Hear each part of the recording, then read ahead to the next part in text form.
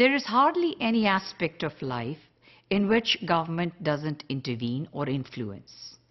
Life today has become extremely complex.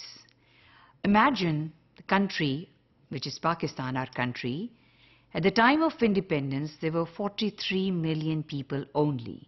And today, we have got more than 180 million people living in this country.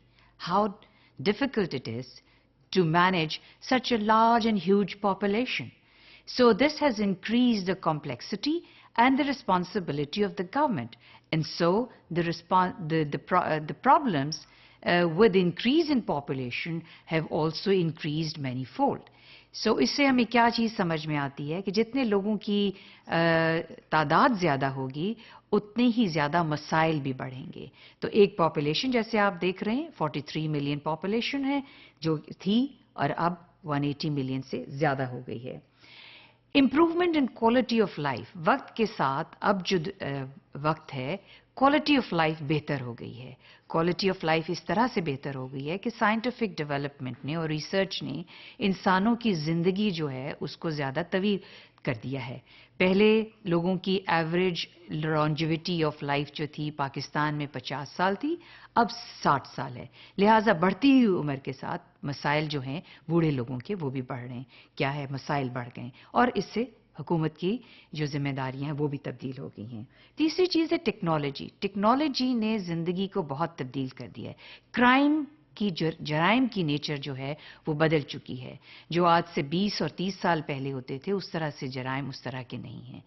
Sophisticated technology इस्तेमाल होती है, मुजरिम इस्तेमाल करते हैं और इससे हुकूमत की जिम्मेदारी में की नेचर ऑफ रिस्पॉन्सिबिलिटी जो है वो भी तब्दील हो चुकी है.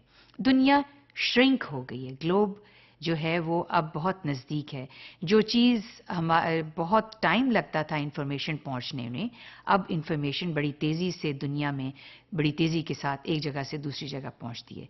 इन तमाम चीज़ों ने हुकूमत की जिम्मेदारी को में एक बहुत बड़ी तब्दीली लेकर आए और एक complexity, the nature of responsibility has changed and the complexity in the problem has increased. These are two major things that has happened because of the factors that have been outlined. So our government activities, the question then arises that are the government responsibilities or activities, they are confined to executing the programs and policy? ये एक बड़ा question है. इस पे ज़रा आप गौर कीजिए.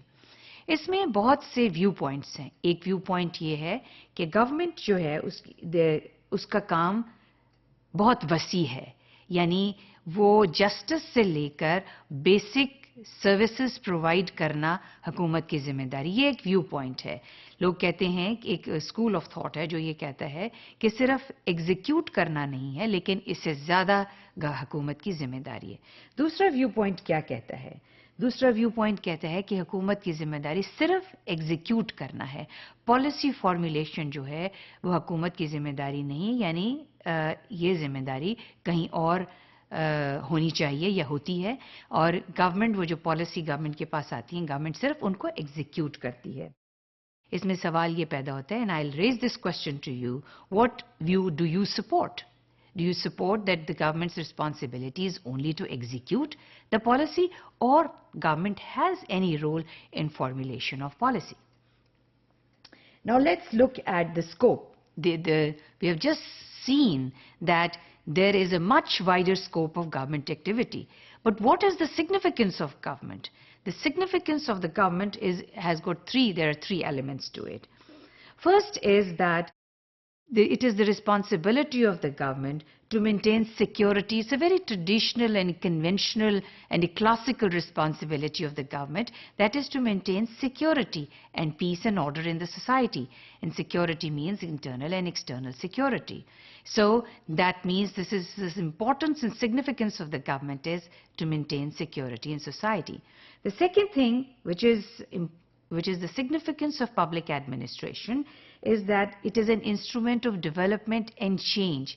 And development means economic development. Economic development means that the government has to improve the human development index of its population. And what is the Human Development Index of population? It is that it has to provide health services, it has to provide clean drinking water to people, and it has to provide infrastructure. It has to provide economic infrastructure, and it has to provide social infrastructure. Now change. How does government bring in change in society? There are various ways that a government brings a change in society. One of the ways is that when things are changing outside, it has to change its internal processes. It has to provide service in a more efficient way rather than just being slow and more bureaucratic. So the change that the government introduces is, and there's a variety of services that a government is providing. The birth certificates are to be provided by the government. The death certificates are provided by the government.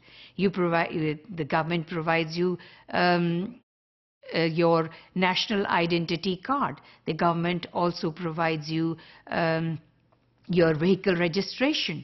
It provides the facility of inspecting the vehicles, whether they are roadworthy or not.